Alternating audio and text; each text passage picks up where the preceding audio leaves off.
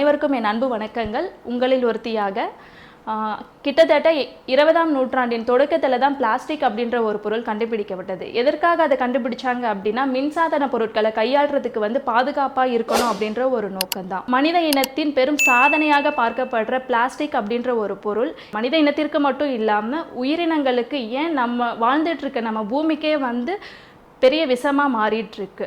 ஏன் அப்படின்னா, கிட்டத்தட்ட எல்லாருடைய வீடுகள்லையுமே காலையில் எழுந்ததும் நம்ம தொடுற டூத் பேஸ்ட்டு, ப்ரெஷ்ஷு முதற்கொண்டு பெண்கள் யூஸ் பண்ணுற நாப்கின் வரைக்குமே பிளாஸ்டிக் அப்படின்றது ஃபுல்லாக ஆக்குபைட் பண்ணியிருக்கிறது. பிளாஸ்டிக் அப்படிங்கிறது இந்த காலகட்டத்தில் தவிர்க்க முடியாத ஒரு பொருளாக இருக்குது. இருந்தாலுமே அதோடைய விளைவுகளை நம்ம யாருமே ஆராயறதில்லை. அந்த காலத்துல எல்லாம் நிலத்துக்கு உரமாக இருந்த குப்பைகள் எல்லாமே இன்னைக்கு நிலத்துக்கு விஷமாக மாறிட்டு இருக்கு. குப்பையை கொட்டுறதுக்காகவே தனியாக ஒரு இடத்த தேடிட்டு இருக்கோம். ஏன் அப்படின்னா, குப்பைகள் மக்கறதில்லை.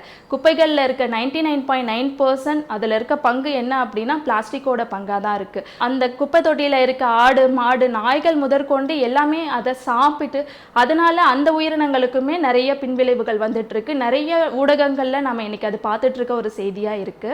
மஞ்சப்பை எடுக்கிறதுக்கு நாம காட்டுற ஒரு சின்ன அலட்சியம் தான் இன்னைக்கு பல உயிரினங்களுக்கு ரொம்ப விஷமாக மாறிட்டு இருக்கு அப்படின்னே நாம சொல்லலாம். நான் Maheswari Arulmurugan, feminine sanitary napkin Salem ஸ்டாக்கிஸ்டாக இருக்கேன்.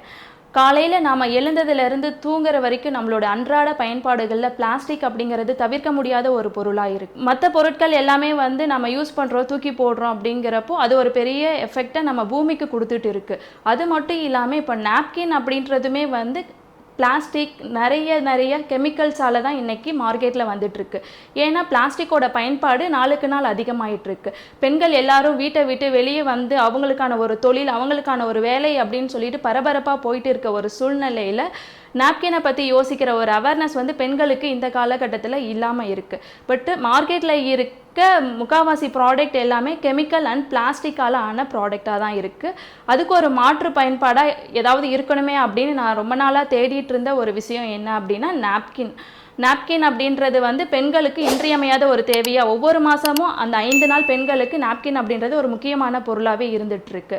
அந்த நாப்கின் அப்படின்றது நமக்கு சுகாதாரமானதாகவும் ஆரோக்கியமானதாகவும் இருக்கணும். ஆனால் இன்றைய சூழ்நிலையில் பெண்களுக்கு பிரச்சனைகளே அவங்க யூஸ் பண்ணுற நாப்கினால தான் வந்துட்டுருக்கு.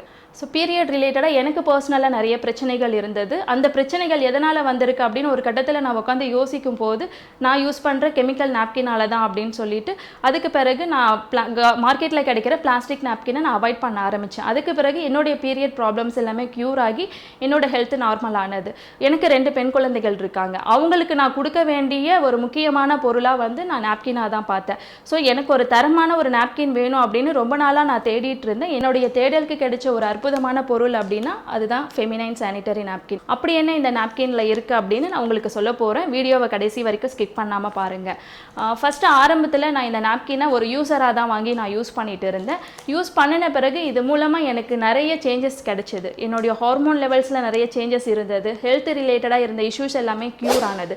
ஸோ நான் என்ன பண்ணேன், எனக்கு கிடைச்சிருக்க ஒரு பொருளை என்னை சுற்றி நிறைய பெண்கள் மாதவிடாய் சம்மந்தமாக நிறைய பிரச்சனைகளை சந்திச்சுட்டு தான் இருக்காங்க.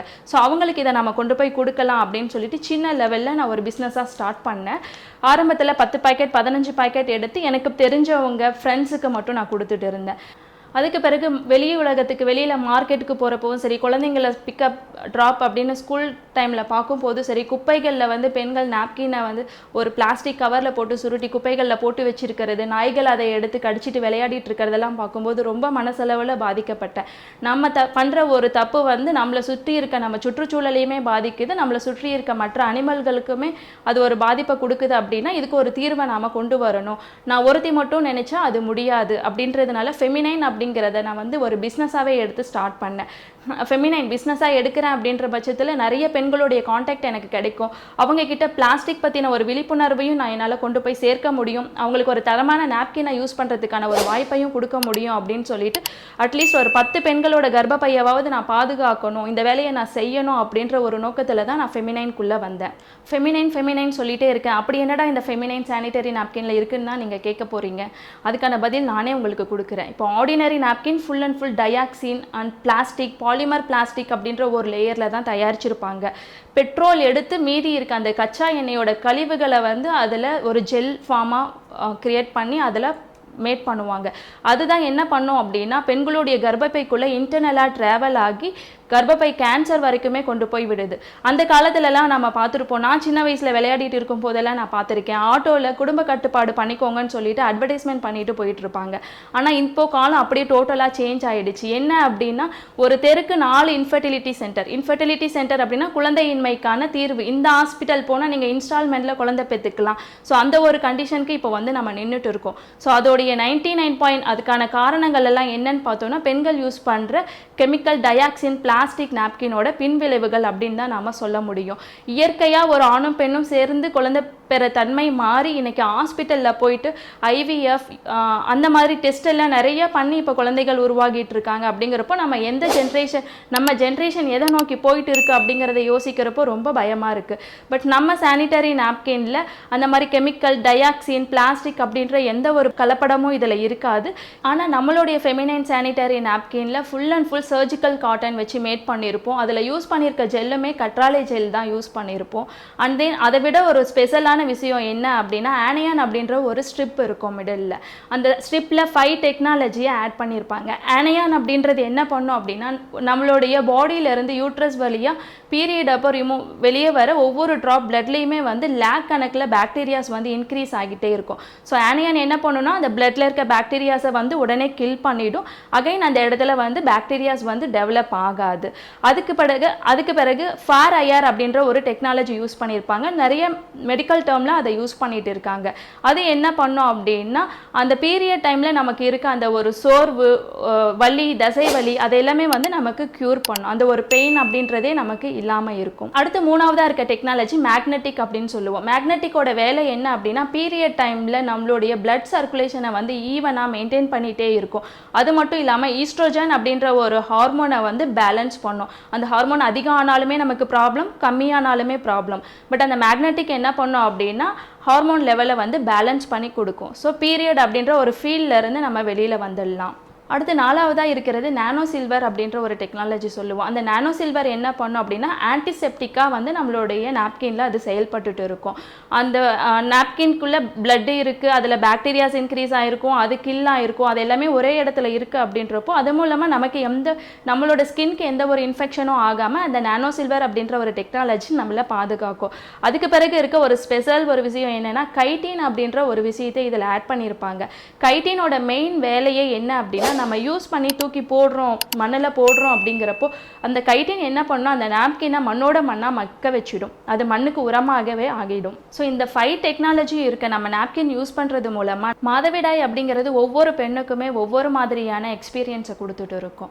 ஒவ்வொரு பெண்ணும் ஒவ்வொரு மனநிலையில் தான் இருப்பாங்க. கிட்டத்தட்ட பீரியட்ஸ்க்கு 5 days பிஃபோர், ஆஃப்டர் 5 days நம்மளுடைய மைண்ட் செட் எப்படி இருக்குது அப்படின்றத நம்மளாலேயே சொல்ல முடியாது. ஏன் அப்படின்னா பெண்களுடைய ஹார்மோன் லெவல்ஸில் அவ்வளோ சேஞ்சஸ் அந்த 10 days நடந்துட்டு இருக்கும். உங்கள் வீட்டில் பெண்கள் இருக்காங்களா, அவங்க யூஸ் பண்ணுற நாப்கின் தரமான நாப்கினா அப்படிங்கிறத கவனிக்க வேண்டியது ஒவ்வொரு ஆணுக்குமே வந்து இருக்க ஒரு பொறுப்பாக நான் சொல்லுவேன். இப்போ இந்த இடத்துல நான் ஒரு சானிட்டரி நாப்கினை பிஸ்னஸாக எடுத்து நான் உங்ககிட்ட பேசிகிட்டு இருக்கேன் அப்படின்னா என்னால் இது முடியுமா அப்படின்னு சொல்லிட்டு நான் யோசிக்க வேண்டிய ஒவ்வொரு விஷயங்களுக்குமே இது உனக்கான தருணம், இதை நீ செய் அப்படின்னு சொல்லிட்டு எனக்கு பின்னாடி எனக்கு உறுதுணையாக நிற்கிறது யார் அப்படின்னா அது என்னுடைய கணவராக தான் சொல்லலாம். நான் இந்த இடத்துல நிற்கிறேன் அப்படின்னா அதுக்கு முதல் ரீசன் அவர் தான். ஸோ அவருக்கு ஃபர்ஸ்ட் ஆஃப் ஆல் நான் தேங்க்யூ சொல்லிக்கிறேன். பீரியட் அப்படின்றது ஒவ்வொரு பொண்ணும் அவங்களுடைய லைஃப்பில் செலிப்ரேட் பண்ண வேண்டிய ஒரு விஷயம். அதனால தான் பெண்கள் வயதுக்கு வராங்க, பூப்படைகிற முதல் அவங்களோட பீரியடை பூப்பெய்தர் அப்படின்னு சொல்லிட்டு அதை ரொம்ப கிராண்டாக நம்ம செலிப்ரேட் பண்ணுவோம். பட் இந்த காலகட்டத்தில் பீரியட் அப்படிங்கிறதே வந்து வெளியில் சொல்கிறதுக்கோ பெண்களுக்குள்ள பெண்கள் பேசுறதுக்கே கூச்சப்பட வேண்டிய ஒரு விஷயமா இருக்குது. அதில் இருந்து வெளியில் வாங்க. மாதவிடாய் சம்மந்தமாக ஒவ்வொரு பெண்ணுக்குமே அவங்களுடைய எக்ஸ்பீரியன்ஸ் அப்படிங்கிறது ரொம்ப டிஃபர் ஆகும். அதன் மூலமாக ஒவ்வொரு பெண்ணுக்குமே ஒவ்வொரு மாதிரியான பிரச்சனைகள் உருவாகலாம். கண்டிப்பாக எல்லா பெண்களுக்குமே அந்த பிரச்சனைகள் இருக்கும். உங்களுக்கு தனிப்பட்டு மாதவிடாய் சம்மந்தமாக ஏதாவது பிரச்சனை இருக்குன்னா தயக்கப்படாமல் உங்கள் வீட்டில் இருக்கவங்க கிட்ட பேசுங்க. உங்களோட ஃப்ரெண்ட் சர்க்கிளில் நீங்கள் ஷேர் பண்ணிக்கோங்க. நீங்கள் யூஸ் பண்ணுற நாப்கின் தரமான நாப்கினா அப்படிங்கிறத நீங்களே ஒரு சுய ஆய்வு நீங்கள் செஞ்சுக்கோங்க. தரமான நாப்கினா இருக்குது அப்படிங்கிறப்போ no problem.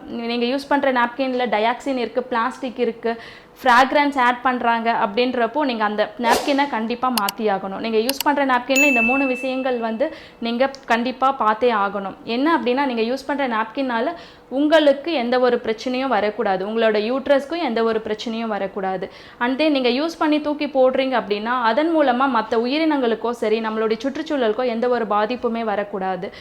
And third point, இதை வந்து நீங்கள் மற்றவங்களுக்கு ஒரு அவேர்னஸ் கொடுக்கணும். நான் யூஸ் பண்ணுற நாப்கின் எனக்கு கன்வீனியண்ட்டாக இருக்குது, நீ யூஸ் பண்ணுற நாப்கின் உனக்கு கன்வீனியண்ட்டாக இருக்கா அப்படிங்கிறத ஒரு பெண்ணாக நீங்கள் மற்ற பெண்கிட்ட வந்து அதை ஷேர் பண்ணிக்கணும். அவங்க யூஸ் பண்ணுறது தரமானதா அப்படிங்கிறதையும் நீங்கள் கேட்டுக்கணும். ஏன்னா நம்ம பெண் சமுதாயத்துக்கு நம்ம ஒரு முன்னுதாரணமாக நாம் இருக்கலாம். நம்ம ஃபெமினைன் நாப்கினில் இருக்க இன்னொரு சிறப்பம்சம் என்ன அப்படின்னா FDA certificate and CE certificate. FDA certificate அப்படின்றது ஃபுட் அண்ட் ட்ரக்ஸ் அட்மினிஸ்ட்ரேஷனில் கொடுக்குறது. ஒரு உணவுப் பொருளோ சரி ஒரு மருந்தோ நம்ம எடுத்துக்கிறதுனாலையோ நம்ம மற்ற விலங்கினங்களுக்கு கொடுக்கறதுனாலையோ அதனால் யாருக்கும் எந்த பாதிப்பும் இல்லை அப்படிங்கிற ஒரு காரணத்துக்காக தான் அந்த சர்டிஃபிகேட் கொடுப்பாங்க. பட் நம்ம நாப்கின்க்கு ஏன் அந்த சர்டிஃபிகேட் கொடுத்துருக்காங்க அப்படின்னா, இப்போ நம்ம என்ன பண்ணுவோம், நாப்கின் யூஸ் பண்ணுவோம், வில்லேஜ் சைடில் இருக்கவங்க மண்ணுக்குள்ளே போட்டு புதைச்சிடுவாங்க, இல்லைனா எரிச்சிடுவாங்க. பட் நம்ம சிட்டியில் இருக்கோம் அப்படின்றப்போ நாப்கினை யூஸ் பண்ணுறோம் அப்படின்னா அதை பேப்பரில் சுருட்டி குப்பையில் தான் போடுவோம். அந்த குப்பையில் இருக்க ஆடோ மாடோ அதை சாப்பிடுது அப்படின்னாலுமே அந்த விலங்குகளுக்கு வந்து நாப்கின் டைஜஸ்ட் ஆகிடும். அந்த நாப்கினால் அந்த ஒரு உயிர்களுக்கு வந்து எந்த ஒரு பாதிப்பும் ஆகாது அப்படின்ற ஒரு ரீசன் தான் நம்ம நாப்கின்க்கு FDA சர்டிஃபிகேட் கொடுத்துருப்பாங்க. ஆர்டினரியாக நம்ம மார்க்கெட்டில் கிடைக்கிற நாப்கின்ஸ் வந்து கிட்டத்தட்ட நம்ம யூஸ் பண்ணி தூக்கி போடுறோம் அப்படின்றப்போ அது மக்கறதுக்கு 1000 வருடங்கள் ஆகலாம். ஏன்னா அதில் ஃபுல்லாக இருக்கிறது எல்லாமே பிளாஸ்டிக் அப்படின்றது. ஸோ பிளாஸ்டிக் அப்படிங்கிறது அழிக்க முடியாது, அதை நம்ம ரீசைக்கிள் வேணால் பண்ணலாம் அப்படிங்கிறத நம்ம எல்லோரும் தெரிஞ்சிக்க வேண்டிய ஒரு கட்டாயத்தில் இருக்கோம். ஸோ நீங்கள் நாப்கின் யூஸ் பண்ணுறீங்க, அதை டிஸ்போஸ் பண்ணுறீங்க அப்படின்னா அதை மக்கக்கூடிய ஒரு பேப்பரில் வச்சு சுருட்டி நீங்கள் குப்பையில் போடலாம். இல்லை வேறு ஏதாவது மண்ணை தோண்டி உங்களால் புதைக்க முடியும், குழியில் போட்டு மூட முடியும் அப்படின்னா நீங்கள் அதை கூட பண்ணிக்கலாம். அது மூலமாக நாப்கின் நமக்கு மக்கி போயிடும். தயவு செஞ்சு நெகிழி பைக்குள்ளே பிளாஸ்டிக் கவர்க்குள்ளே போட்டு நாப்கினை போடாதீங்க. ஏன்னா உள்ளே இருக்க நாப்கின் மக்கக்கூடிய தன்மையில் இருக்கலாம், ஆனால் அதுக்கு வெளியில் இருக்க பிளாஸ்டிக் கவர் அப்படின்றது மக்கிறதுக்கு கிட்டத்தட்ட 1000 வருடங்களுக்கு மேலே ஆகலாம். அது மக்குமா மக்காதான்றது கூட நமக்கு தெரியாது, அவ்வளோ நாள் நம்ம இருந்து பார்க்க போகிறதும் இல்லை. ஸோ நம்மளுடைய உடம்பை பார்த்துக்கிறதுமே நம்மளுடைய பொறுப்பு தான், நம்மளோட சுற்றுச்சூழலை பாதுகாக்க வேண்டியதுமே நம்மளுடைய பொறுப்பு தான். இன்றைக்கி நாம் பார்க்குற மரம் செடி கொடிகளை நாளைக்கு நம்ம குழந்தைங்க ஃபோட்டோலையோ டிவிலையோ பார்க்கக்கூடாது. அந்த குழந்தைங்களுக்கு நம்ம ஆரோக்கியமான ஒரு என்விரான்மெண்ட்டை நம்ம விட்டுட்டு போகணும் அப்படிங்கிறத நான் உங்ககிட்ட தாழ்மையாக கேட்டுக்கிறேன். நம்ம ஃபெமினைன் சானிட்டரி நாப்கினோட முக்கிய நோக்கமே எந்த ஒரு பெண்ணும் தன்னுடைய கர்ப்பப்பையை இழக்கக்கூடாது அப்படின்றது தான். கர்ப்பப்பை அப்படின்றது கடவுள் பெண்களுக்காகவே கொடுத்துருக்க ஒரு வரம் அப்படின்னு தான் நம்ம சொல்லணும். ஒரு உயிரை இந்த பூமிக்கு கொடுக்குற இடம் தான் அந்த கர்ப்பப்பை. அந்த உயிரை தாங்கி வெளியில் கொடுக்கறது தான் நம்மளுடைய கர்ப்பப்பை. அப்படின்றப்போ அதை பாதுகாக்க வேண்டிய பொறுப்பு ஒவ்வொரு பெண்ணுக்கு மட்டும் இல்லை, அந்த பெண்ணை சார்ந்து இருக்க அந்த குடும்பத்துக்குமே இருக்க அந்த ஒரு ஆணுக்குமே இருக்குது. ஸோ கர்ப்பப்பை அப்படின்றது நம்ம போற்றி பாதுகாக்கப்பட வேண்டிய ஒரு உறுப்பு நமக்கு.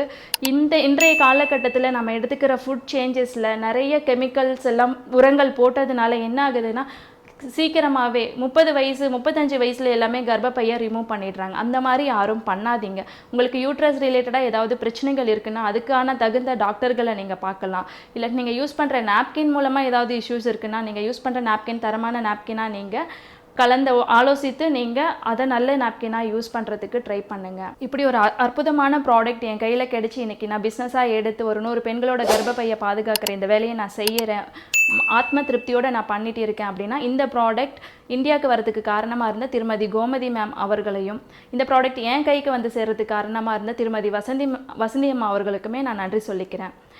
ஊக்குவிக்க ஆள் இருந்தால் ஊக்குவிக்கிறவனும் தேக்கு விற்பான் அப்படின்னு சொல்லிட்டு ஒரு பழமொழி சொல்லுவாங்க. நீங்கள் ஏதாவது பிஸ்னஸ் பண்ணணும்னு ஐடியாவில் இருக்கீங்களா? உங்களோட பிஸ்னஸ் என்ன அப்படின்றத சூஸ் பண்ணிவிட்டு ஜேகாம்குள்ளே வாங்க. இல்லை நான் ஆல்ரெடி பிஸ்னஸ் பண்ணிட்டு இருக்கேன், என்னோடய பிஸ்னஸ் எப்படி டெவலப் பண்ணுறதுன்னு எனக்கு தெரியல, மற்ற நபர்கள்கிட்ட என்னோட பிஸ்னஸ் எப்படி கொண்டு போய் சேர்க்கிறதுன்னு உங்களுக்கு தெரியலையா, அதுக்கு தான் நம்ம ஜேகாம் இருக்குது. தைரியமாக ஜேகாம் உள்ளே வாங்க, எல்லோரும் சேர்ந்து பிஸ்னஸோட வெற்றி நடை போடலாம். ஏன்னா இந்த இடத்துல வந்து நின்று உங்ககிட்ட நான் பேசிகிட்டு இருக்கேன் அப்படின்னா எனக்கு இந்த அற்புதமான வாய்ப்பை கொடுத்து என்னுடைய ஜேகாம் டேபிள் 8.0ஓட சேர்மன் திருமதி ஷாலினி மேம் அவர்களுக்கும் கோச் ராஜராஜேஸ்வரி மேம் அவர்களுக்கும் தான் இந்த ஒரு கிரெடிட் போய் சேரும். எனக்கு ஒரு விஷயம் நான் செய்கிறேன், ஒரு பிஸ்னஸ் நான் பண்ணுறேன் அப்படின்னா எனக்கு ஒவ்வொரு டைமும் மோட்டிவேட் பண்ணுற ஒவ்வொரு ஸ்பாட்லைட்டாக இருக்கட்டும், ஒவ்வொரு ஜூம் மீட்டாக இருக்கட்டும், என்ன ஒவ்வொரு டைமும் மோட்டிவேட் பண்ணிகிட்டு இருக்கேன் என்னுடைய டீம் பார்ட்னர்ஸ் எல்லோருக்கும் என்னுடைய நன்றியை நான் தெரிவிச்சுக்கிறேன். தேங்க்யூ.